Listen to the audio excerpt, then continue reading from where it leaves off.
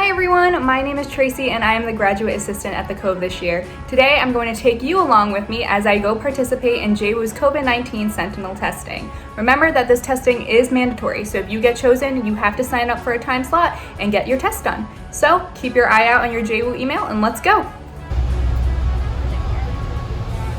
So I am on the Harborside campus now. So COVID-19 testing takes place in the indoor practice facility on Harborside, which is right behind the beautiful Harborside Village. So right there is the indoor practice facility. If you ask the JWU bus driver to stop because you have a COVID test, they will drop you off at this corner right there, and all you have to do is walk a little bit. Hopefully when you go, it won't be snowing, but that's okay.